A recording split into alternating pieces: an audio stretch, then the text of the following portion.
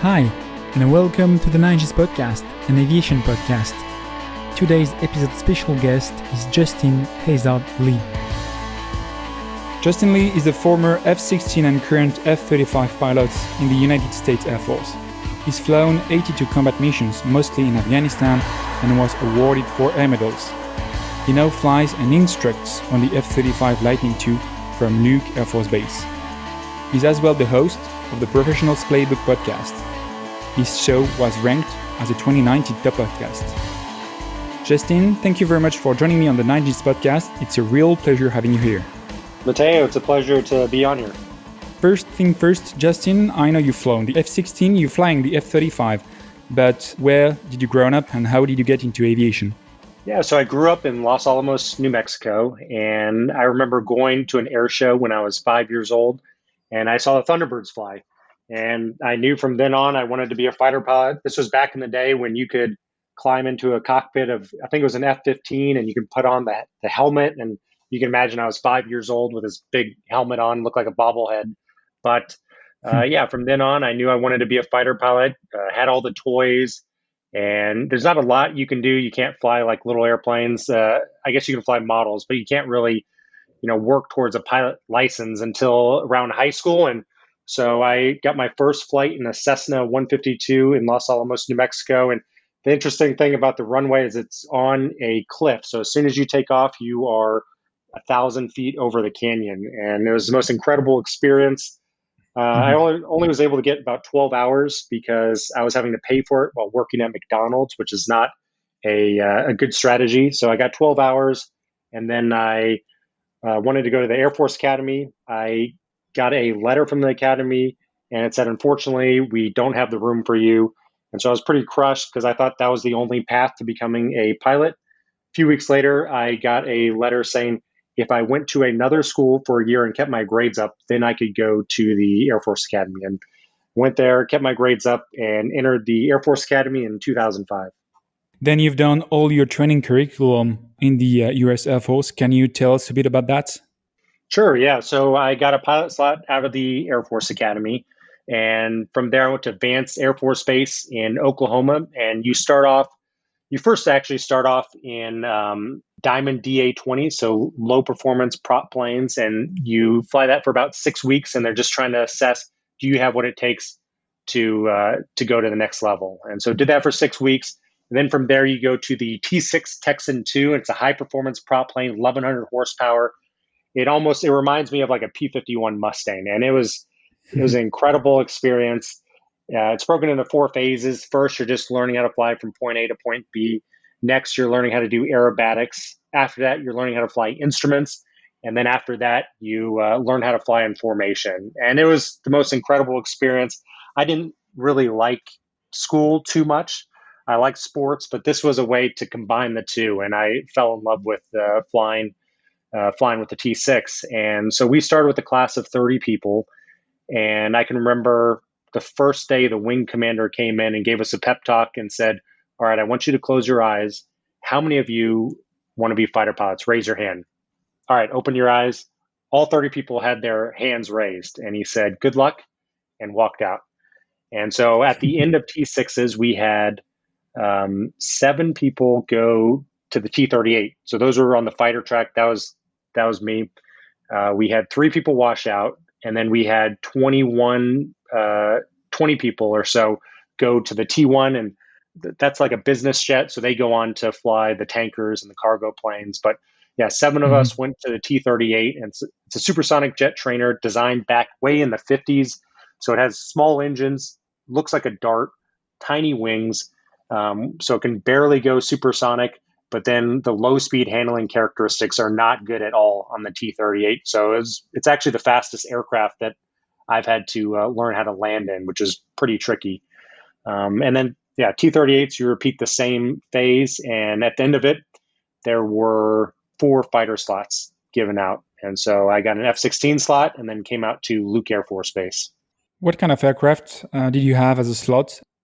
So you put down a dream sheet, and back then there was not an F-22 option because they were only dropping F-22s at certain times of the year. So our class was actually extremely lucky. typically there's one or two fighter slots, but our flight commander went out and actually took aircraft from the next class because we were such a strong class. And so we were able to get four F-16 slots, three F-16 slots and one F-15E slot. And that was my first choice of the available aircraft, because you rank it based on what you want and then the needs of the Air Force. And those two combine to give you what aircraft you fly. But it was up to that point the best day of my life to get a F-16, because it was the realization of a 20-year dream. Were you specialized in any particular mission in the F-16? I know the F-16 is omni-role, but do you have any specialization according to the squadron you're going to be assigned on? Well, when you go to the B course, which is out here in Phoenix, Arizona, you learn from the beginning. So it's, again, just learning how to take off, how to land. Then you do BFM, dogfighting. You do more long-range tactical intercepts, and then you do air to surface. So you're learning everything, but only surface level deep. And from there, I got my first base, and that was going to be in Kunsan, South Korea. You go to Korea, and you're still not done yet. You still have mission qualification training, which is 3 or 4 months. And so you've been through all this training, you've gone through all this selection, and you think you're pretty hot stuff. And your primary job is to stock the snack bar, making sure that they have Cokes available. So you have to be pretty humble and work your way up from there. But we were doing mostly air interdiction. We were doing all the mission sets, but in Korea, our primary job was to fight our way into a target area, drop some bombs, and fight our way out. So air interdiction. And so I did that for a year and a half. And then I went to Shaw Air Force Base in South Carolina. And that's where they're one of 6 Air Force squadrons that can do the suppression of enemy air defense role, the SEAD role. And so it was our job was to take out the SAM sites, which is an incredible job. That was one of the most fun times that I've had during that assignment. Yeah, I can imagine. Is it very usual to be assigned directly overseas?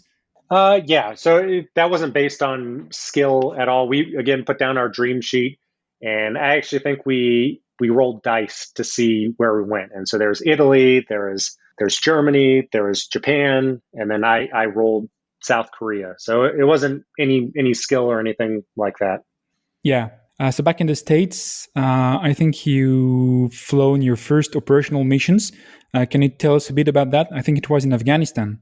Yeah, in 2016, we deployed to Afghanistan, and the war had died down quite a bit in 2016. So the first 1 or 2 months was pretty quiet.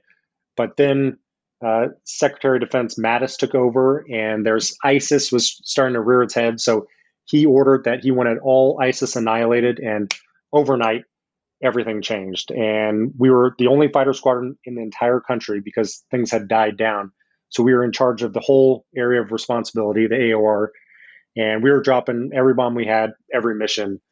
And there's just a 2-ship of F-16s airborne at any given time. So as the flight lead, you would be in charge of 100% of the fast CAS, close air support aircraft in country. And so we would just go from firefight to firefight, helping out the troops on the ground. Or if there's a high value target or something like that, we would engage that. So we ended up at the end of that deployment dropping the most ordnance since the opening days of the war. It wasn't too bad from a threat perspective, but when you're flying a single engine airplane, your 2-ship is the only fighters airborne. We're sometimes doing yo-yo ops, which means we'd have a tanker about 100 miles away. We'd be on station, and we'd want to maintain persistent coverage. So I would send myself to the tanker, leave my wingman on station. And so I was flying exclusively at night. And so the hair on the back of your neck does stand up. You're pretty comfortable in the cockpit, but you always know you're 5 minutes away from that engine failing, you having to eject and outrun a bunch of Taliban and ISIS that are trying to get you. Yeah. Have you been shot at during this deployment? Yeah, I was shot light arms fire. So again, there are fighter pilots that have seen much, much more than me. But I was able to strafe a couple times, and there's some AK-47 rounds that was shot my way.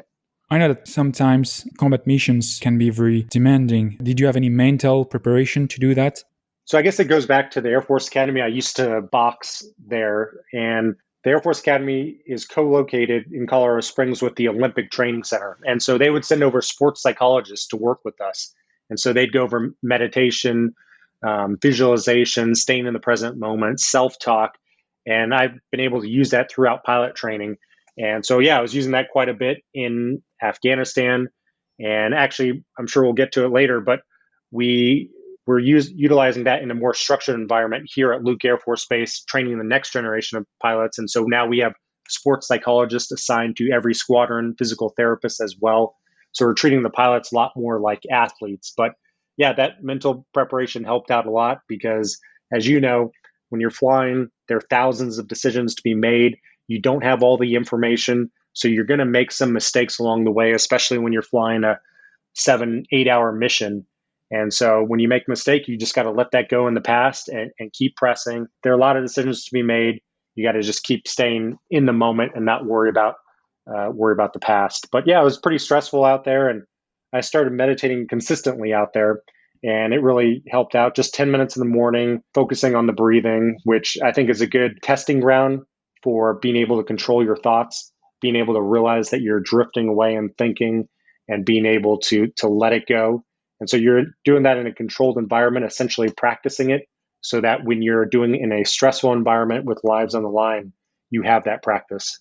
I'm sure you've done that preparing some CAS missions. CAS missions were the main missions flown in Afghanistan, I'm sure. It was a mix. So we would be doing all sorts of different things. But yeah, close air support, we did that quite a bit, supporting the troops on the ground. And that's probably the most rewarding mission set that I've done in my career, being able to help them out. You can hear it on their voices that they're stressed. You can hear the gunfire in the background, and you're able to work with them, which it's pretty tough to do, as you know, to find out where the good guys are, where the bad guys are, avoid the civilians, and take out the bad guys. And you can hear the relief in the voices from the guys on the ground. Yeah, especially avoiding any friendly casualties, because it can be very tricky sometimes, especially when troop in contact situations. Absolutely, it's messy, it's difficult, and especially in a environment like Afghanistan where there's a lot of civilians out there and they're in and amongst the friendlies, it can be difficult. And we had to drop quite a few danger close munitions where there is a decent chance that the munition was going to injure the friendlies, but based on the accuracy and the concentration of the enemy gunfire, we and they decided it was worth it. Yeah. How many deployments have you done? I've done one combat deployment. So that was the one combat deployment I've been on, and also the tour in South Korea for a year and a half. Yeah, okay. Coming back from your combat deployment, I'm pretty sure your physical health was very good, working out every day, I'm sure. But how was your mental health? We know that sometimes returning from enemy territories, going to your home country, you will have some mental health issues. Yeah, I was a little bit on edge coming back. And I also felt that everything that was going on in the States was so irrelevant. People were worrying about, grocery store, they were out of milk, or just their parking spot was too far away. Just all this stuff that just seemed worthless when you're coming back from a combat zone where people are dying and you're having to make life and death decisions. So again, being a pilot, you're a little bit removed from it. You're able to disconnect from the mission, go back to your base.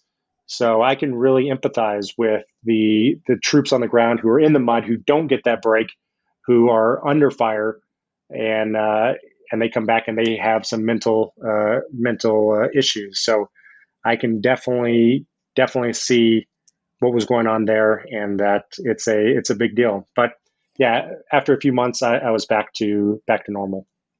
Every pilot coming back from combat missions, combat deployments, regardless their country, they always have what you just described. And this is very interesting. I think that is more efficiently evaluated right now.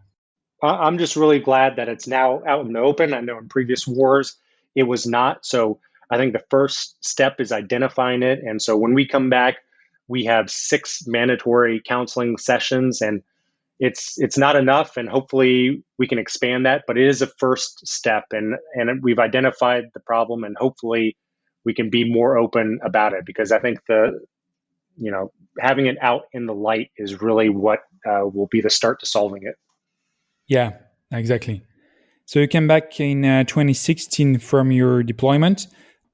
Yeah, so I actually found out in Afghanistan my follow-on assignment was my number one choice, which was to go to Luke Air Force Base in Phoenix, Arizona, which is where my wife's from, and fly the F-35, which at the time was there weren't a lot of slots to do that.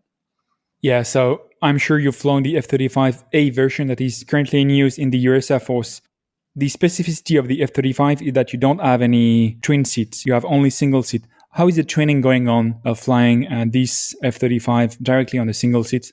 So it's not too difficult for previous fighter pilots. So when I first got here, it was all experienced pilots coming to the F-35, and it's actually modeled the HOTAS hands-on throttle and stick are very similar to the F-16. So it's pretty easy to jump in the simulator and learn how to fly it, and you have that bank of experiences to be able to take off and land when you're actually flying the jet. But in 2018, we got our first batch of, we call them B coursers, people straight from pilot training coming to the F-35. And so, yeah, their first flight is by themselves, and they're coming from a T-38, which is just that 1950s aircraft. And so learning how to fly a $100 million aircraft, and they're taking off by themselves. And so we would tell them, no matter what, your butt's going to be back on the ground in 2.5 hours. So hopefully you can bring this thing back. So it's been an interesting challenge, but simulators have gotten pretty good, and we haven't had any issues with them taking off and landing. Yeah, did you have any feedback from those ab initio pilots flying directly the F-35 from the T-38? Yeah, we're always constantly learning to iterate and tweak things, and the syllabus is always changing, and timelines are changing. So we're cutting things or adding things. But I think it goes back to just fundamentals, making sure that they're solid on those, and you can grow from there. What's the bread and butter of this aircraft? So F-35 is one of two fifth generation fighters that the US has. Fourth generation fighters were, a lot of them were modeled off of John Boyd's energy management, where it's all about how fast you can turn and how long you can sustain that turn.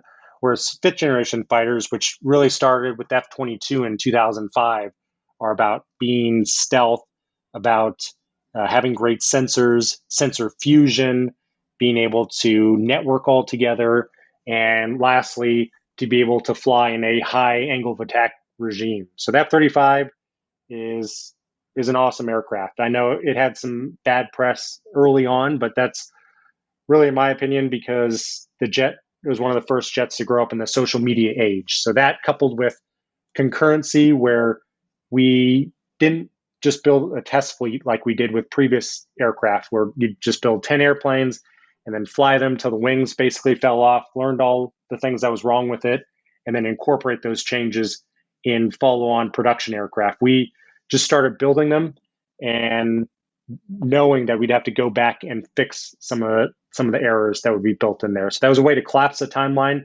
I think you were as well very lucky to be able to have all the lessons learned from the F-22, having the stealth technology and all the tactical stuff you were able to adapt. And because I think that flying a stealth fighter, especially in air-to-air situations, and I'm pretty sure in the air interdiction situation as well, is very different than flying a conventional aircraft. Yeah, so they were able to definitely incorporate lessons learned. That's probably the biggest thing that we as fighter pilots stress, is developing lessons learned at the end of it. And sure, they were able to develop a bunch of lessons learned and get better. And I actually had a chance to go out to the factory. It was about 6 months ago or so. And it's an incredible factory. It's in Fort Worth, Texas, and it's a mile long. So you can barely see to the other end. And there are F-35s, just dozens of F-35s being built. And it's pretty cool because there is a like a TV screen right in front of each one, and you can see what country it's going to, what units it's going to, what percentage of the way it's been built. And yeah, I remember they showed us the first bay where the first F-35 was built, and I think it took years to build. And each task that they found that wasn't perfect, they put a sticky note to change it on the wall. And this wall, they showed pictures of it afterwards, just filled with sticky notes. And to see it go from that to what it is now, where they're cranking out an entire F-35 every day that the production facility is operating. It's mind-boggling. One of the most impressive features of the F-35 is the HMS, the Head Mounted Sight System. What is the main difference from this HMS to the F-16's one? Yeah, so the first helmet was like the 55P, just the old school helmet, nothing on there, no technology, and you'd have a heads-up display in the F-16. And so at the time, that was pretty advanced, and that helped out with the pilot getting more information and not having to look down at all the steam gauges and build his or her situational awareness. And when I flew the F-16, we had JHMICs, so Joint Helmet Mounted Cueing System, and so we still had a HUD heads-up display in front of us, but we had limited augmented reality on there, so you could put little circles down and triangles down and things like that, and it helped out quite a bit, especially like close air support. You could see where your sensors were pointed at relative to where you're looking at, and this is that helmet on steroids. So it's the HMD on the F-35 is incredible. We actually got rid of the heads-up display. So we don't have that anymore. All information is pumped directly into the helmet. And that was an engineering challenge. And again, they had some issues and bugs to work out. But at this point, there's no way I'd want to go back to a heads-up display. And it saves weight. And the cool thing is it's true augmented reality. So it puts circles over the good guys. It puts diamonds over the bad guys. Yeah, at night, we have mid-wave IR cameras around the jet, and so the jet stitches those images together and can pump it into the helmet, and so that's where it's been in the news where you can see through your body. So it's really a great capability, and it's great for putting a lot of data into our hands that's in a manageable way. So it's almost like you're driving a car down the road and you say, I want to see all the restaurants, and click a button, and then now you see circles over all the restaurants, and you're like, all right, I want to see Indian food restaurants, and then you see diamonds over them. So it's a pretty incredible capability, and it really helps us to maintain situational awareness. Yeah, with all that kind of features, especially with the camera stuff, did you have any special disorientation due to that? No, I have not. It is something to worry about when you're switching jets. So it took me about a year to really get comfortable with the F-35. Even coming from the F-16, which the F-35 was pretty much the design was based on it. So it took me a while to get comfortable. I remember I would know what to do in my mind because I was pretty experienced as a fighter pilot, but it would take me about 5 seconds to manipulate the switches, which, as you know, we're closure rates averaging a mile every 3 seconds. It's much too slow. So it took me about a year, but that is something we really watch out for in the first couple of flights. It's a mid-wave IR camera as opposed to night vision goggles. So it's quite a bit different. And so, yeah, you really want to take baby steps first before you start running and doing all kinds of crazy maneuvers in it. But I haven't had any sort of spatial disorientation in the F-35. It does a much, much better job of giving me the data that I want. And the F-16 was designed in the 70s, and there was 70s technology in it, 80s, 90s, 2000s, as we tried to continue to upgrade it. And so every sensor was tied to a different screen. For instance, my radar warning wasn't integrated at all with my radar, and so I had to look at both of them. And in fact, in the F-16, we had 6 times the controlled flight into terrain of other aircraft, where the pilot's just looking around, looking at their radar, and ends up running into a mountain and killing himself. So it's that F-35 fuses all that information together, and it puts a red dot if it's a bad guy, green dot if it's a good guy. What are the main performances in terms of speed, G-load, and maximum altitude of the F-35? So 2018, as I was talking to before, was a big year for us. We were using developmental software before then, so everything was very limited. And then these jets have more in common with your iPhone than a traditional frontline fighter. So overnight, we got a new software load, the first combat load. It's called 3F. And we can now pull the full 9Gs. Our sensors got better. It unlocked the gun. So it's almost like a video game. And everything got significantly better. So we can pull 9Gs. We can fly Mach 1.6 and go up to 50,000 feet. The aerodynamic measurements like that, 50,000 feet, Mach 1.6, isn't a huge deal anymore. It's not in the 60s anymore where it's how high and how fast you can go, or I think the F-16 was a good evolution of that from, not worrying about going Mach 2.5. Now it's about turning. Fifth generation fighters, now it's about, like I talked before, having great sensors, having stealth, being able to network so you can go out there and hunt like a wolf pack. So there's a lot of differences. The paradigm has shifted, in my opinion, from some of those older aircraft. So I wouldn't just judge a plane based purely on like how fast it could go or how high it could go. Yeah, you're totally correct. Even if you don't fly at Mach 2, you're going to go in F-35 on the battlefield, and then you're going to smash everyone's face because you're going to be stealth, you're going to have sensor fusions, as you told, and you're going to have as well a better situational awareness that all those fourth generation aircraft. And I can tell you that even if the Mirage that I flew, the Mirage 2000-5, was only air-to-air missions, that's completely different. Great. So now you fly the F-35. What's your commitment with the Air Force? When are you supposed to leave? So you owe 10 years post pilot training. So as soon as you get your wings, you owe 10 years to the Air Force. And I'm actually coming due on that at the end of this year. So I'm going to be transitioning to the reserves here at Luke. We only have right now like 3 or 4 spots. So I feel like I won the lottery getting one of those spots. But transitioning to the reserves means that I'm going to be able to fly the F-35 here at Luke in actually the same squadron that I'm flying right now, just swap patches for the next 15 to 20 years, which is pretty amazing if my body can hold up. We have a lot of people with neck and back issues, but hopefully I'll be able to fly the F-35 until my mid-50s. So you just confirmed that you're going to be flying the F-35 as a reserve guy. You're one of the luckiest guy in the world. You know that? I feel so lucky because at least in America for pilots, the first 10 years are where you are in the squadron, you're flying a lot. And then from that 10-year mark to the 20-year mark is really where you start getting staff jobs, having to go to the Pentagon, having to fly a desk. So it can be fun, it can be challenging, it can be rewarding. You gain rank and you're now in charge of people, but you're really not. Your primary job is not to fly the aircraft. And most active duty pilots retire after 20 years. So I feel extremely fortunate to be able to stay here in Phoenix and fly the F-35 for knock on wood for the next 15, 20 years or so. Yeah, amazing.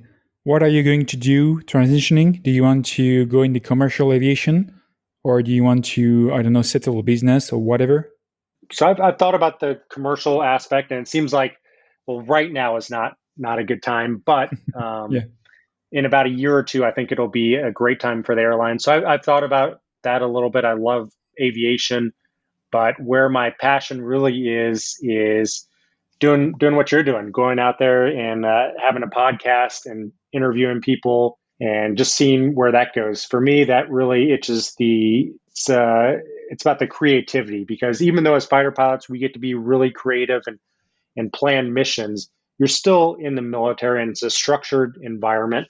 And going out on your own as an entrepreneur or as like being a podcast host, you really have all that weight on your shoulders. You're just out there on your own island, and that kind of appeals to me. Yeah. Talking about your podcast that's named the Professionals Playbook, can you just tell us a bit about it? Yeah, so I started about a year and a half ago, and I didn't have any experience in audio or visual. And as fighter pilots, our big thing is getting down in the debrief and developing lessons learned so you can be better for the next flight.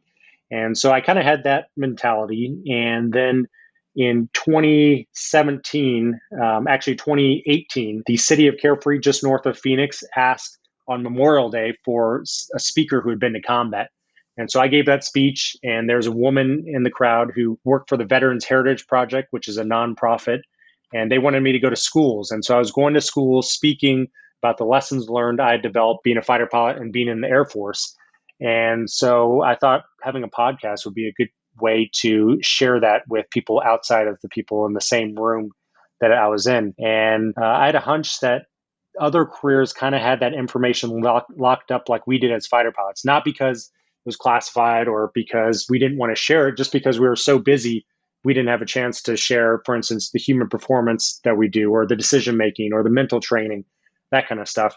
And so, yeah, I started having on other guests, and I was able to have on the International Space Station commander, Terry Virts came on. I had on the commander of the Thunderbirds, Brick Caldwell. I even had on some non-pilots like Adam Chire, the founder of Siri, that's in your iPhone. He came on and talked about developing that. So it's Yeah. been an awesome experience, and I've certainly learned a lot. And hopefully, I've been able to help out other people in terms of these people coming on and sharing their lessons learned. Yeah, great. It's a very interesting podcast, and I can just recommend to all the listeners to have a look on this podcast. Do you have any major lessons learned from your professional career? Yeah, I think one of the biggest lessons learned is how we debrief decisions. So after a flight, and we'll go out and we'll fly for about an hour and a half, we will come back and we will debrief between 2 and 6 hours that flight. And a lot of it's just admin going to and from the airspace. So oftentimes we're spending 6 hours out there debriefing a 20-minute, 40-minute phase of the mission. And we'll spend 90% of the time on the 10% that didn't go well. We break down errors into three different ways. So we have perception errors. So you're trying to build a mental model of what's going on in the world. So you're using your radar, you're using your eyes, you're using your ears. You build that up. And then from there, you have the next phase, making the correct decision. And so in the F16 or F35, we have a lot of tactics, thousands of tactics based on the picture that we're seeing. They're almost like plays in a football NFL playbook. And so we will choose the correct tactic, and sometimes people can choose the incorrect tactic, and there are ways to make them get better in terms of assimilating that information and being able to make those decisions on the spot. And then lastly, execution. So making sure that, essentially going back to sports, that you're kicking the ball the correct way, and making sure that you're executing, you're shooting a valid shot. And so I kind of apply those lessons learned to my daily life. So I'll try to spend a little bit of time debriefing how each of the projects I'm doing is working, and making sure that I'm perceiving it correctly, making sure I'm making the right decisions, making sure I'm executing it. And if not, trying to peel back the onion and really find out the root cause of that error so that I can fix it for next time. So that's one of the lessons learned. Another one is mental toughness. So as I talked to you before, you're going to make mistakes. You're going to have high pressure environments. We all do, whether you're flying a jet or you're giving a meeting or you're presenting at a meeting. You have high pressure moments, and you have to really focus being in the present moment and executing. So I would say those are two of the lessons learned that I've applied to my daily life. Yeah, awesome. Regarding these lessons learned, and I think other areas, do you have any advice for the youngsters beginning or wanted to become a pilot, to become a fighter pilot? I would say one thing is to play a sport. I think we have a lot of people, and that's what I'm doing now is I'm teaching all this next generation pilots coming through. I find the people who do well have played a sport, and not necessarily at a high level, but play a sport, at least in high school, because it really teaches you that toughness. You have to go out there and you have to perform. You're going to fail. So it teaches you how to win. It teaches you how to lose. It teaches you how to critique yourself and accept criticism, because you're going to get a lot of criticism throughout your career as a fighter pilot. But you have to accept that criticism, get better for the next game, and to support your teammates. So I really think sports helps out. And with the Gs that we pull up to 9 Gs, I weigh 200 pounds with my gear on about 230. So at 9 Gs, I weigh over 2,000 pounds of force. So it's good to be in good shape. But if sports really isn't your thing, then I would recommend doing something competitive, whether it's the debate team or the chess team, something where you're getting criticism and have to mold yourself to become a better version of you the next day. Yeah. Do you have anything remaining on your aviation bucket list? Yeah, so we had a air show planned before this whole coronavirus thing happened, and we were going to get a F35 to race a Bugatti Veyron. Oh, really? And yeah, we had it all set up, and 2 weeks before it got canceled. But I thought we had a whole cool profile set. It wasn't I was not the one that was going to be flying it, but one of my friends was, and they were going to go down the runway, go up 10,000 feet in the air, come back down, and it was going to be a photo finish at the end as the Bugatti was going something crazy like 230 miles an hour. So we're going to have that air show either next year or the year after. And so that would be something that would be on my bucket list. Yeah, talking about air shows, you have the F35 Demo Team. Is that flown from Luke Air Force Base? It was flown from Luke Air Force Base. It's since moved to Hill Air Force Base, but they've been doing some really, really cool stuff. Before I talked to you, that 2018 mark, we were more of a heritage team. The plane wasn't cleared for aerobatics, and so they would just fly in formation with like a P-51 Mustang, which was pretty cool to see, but it wasn't showcasing what the jet could do. And so I would recommend for listeners, go on to YouTube and type in F35 Demo Team, and you'll see some crazy maneuvers, especially the high angle of attack regime, how much the jet can skid through the sky. It's a lot more than the F-16. The F-16 was limited in AOA because as the first real electric jet, it didn't have the computing power to be able to perform on the limit like that. And so now we do have the computing power, and the massive stabs in the back of the F-35, they're maneuvering in split plane, and we're doing things called like a corkscrew, which is an intentional flat spin. And so you'll see some pretty cool maneuvers on there. And so it's kind of it's a shame with the coronavirus that all the air shows have been canceled, because they're continuing to tweak that routine, and it's pretty amazing to watch. Talking about YouTube and so on, you can find as well the Justin's podcasts, the Professionals Playbook, on all the conventionals platform. Yeah, anywhere where you have a podcast, just search for the Professionals Playbook, and it should be the first one that pops up. Thank you very much, Justin, for your time on the 9Gs podcast. It was a real pleasure having you here, and it was very nice to learn a little bit about the F-35. Thank you very much, Justin. Mateo, thanks for having me on. It's been a pleasure to be on here. You've been listening to the 9Gs podcast, an aviation podcast. If you liked this show, subscribe and share on all conventional platforms. You can as well follow us on Instagram and Facebook on the 9Gs podcast accounts. Thanks for listening, and fly safe.